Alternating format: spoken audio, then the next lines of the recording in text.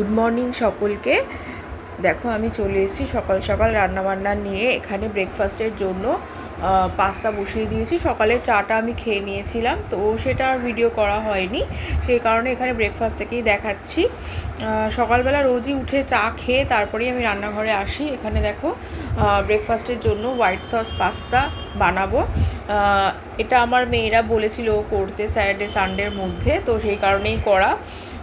White sauce পাস্তাটা কিন্তু বেশ ভালো খেতে হয়। আর এই পুরো রেসিপিটা তো আমার আগেই আমার পেজে দেয়া আছে, যাদের দরকার হবে তারা ওখান থেকে দেখে নিও। এই দেখো মোটামুটি চিজ একটা ভালো করে দুজনের জন্য, যেহেতু এই মোটা একটা চিজ কিউবেই হয়ে যাবে। হ্যাঁ, অল্প পরিমাণে যেহেতু পাস্তাটা আছে, তো এখানে দেখো এর মধ্যে একটু সসেজেসও দিয়ে দিয়েছিলাম, বেশ ভালো হয় খেতে। আর এখানে বয়েল করা এটা লাস্টে মিশিয়ে দিচ্ছি।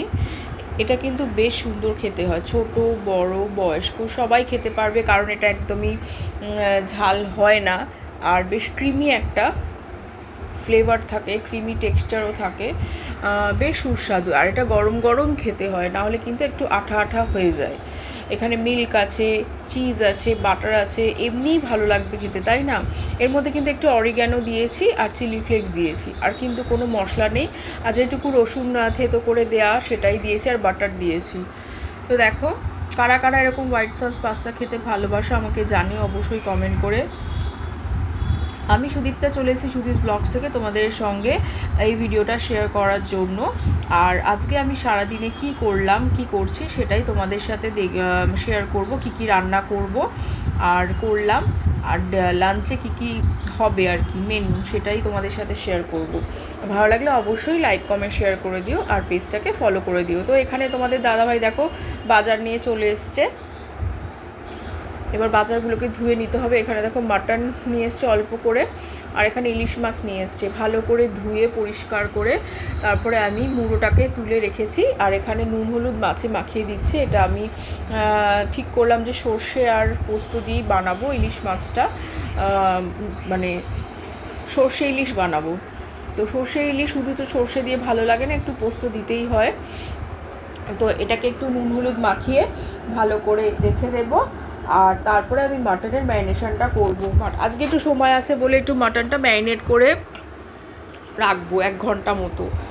সব মশলা মাটনের মধ্যে দিয়ে দেবো, পেঁয়াজটা শুধু ছাড়া, জিঞ্জার গার্লিক, আর এখানে আছে কাঁচা লঙ্কা আর গোলমরিচের দেখো থেতো করে নিয়েছি, টক দই দিয়েছি, এখানে হলুদ নুন স্বাদ অনুযায়ী, তারপর লঙ্কা গুঁড়ো ধনে গুঁড়ো এখানে ভালো করে দিয়ে এইটাকে সর্ষের তেল দিয়ে ভালো করে ম্যারিনেট করে 1 ঘন্টা রেখে দেব। তারপরে রান্নাটা আরম্ভ করব।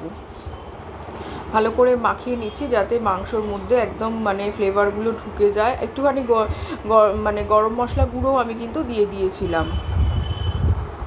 তো এখানে ম্যারিনেট করে চাপা দিয়ে রেখে দেব। তারপরে কিছুক্ষণ বাদে চলে আসব রান্না করার জন্য। তো এখানে বেশ কিছুক্ষণ হয়ে গেছে। তো আমি এখানে দেখো পোস্ত ভিজিয়ে রেখেছিলাম, কাঁচা লঙ্কা দিয়ে বেটে নিচ্ছি। এখানে সর্ষে বাটা হয়ে গেছে, একটু টক দই নিয়ে নিয়েছি।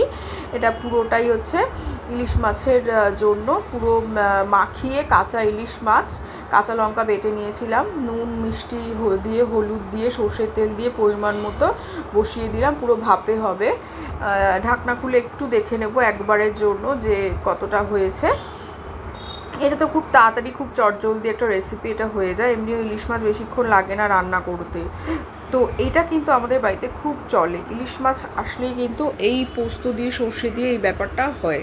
তো এখানে হয়ে গেছে ইলিশ মাছ। এবারে মাটনের জন্য, মাটন 1 ঘন্টা ম্যারিনেশন হয়ে গেছে। এবার পেঁয়াজ দিয়ে দিয়েছি কড়াইতে। সর্ষের তেলের মধ্যেই আমি কিন্তু মাটন রান্না করি, মাটনের কষাটা সর্ষের তেল ছাড়া ভালো হবে না। তো সেই কারণে এখানে দেখো ম্যারিনেট করা পুরো মাংসটা দিয়ে দিলাম। এর মধ্যেই তো জিঞ্জার আর গার্লিক পুরোটাই দেয়া আছে পরিমাণ মতো।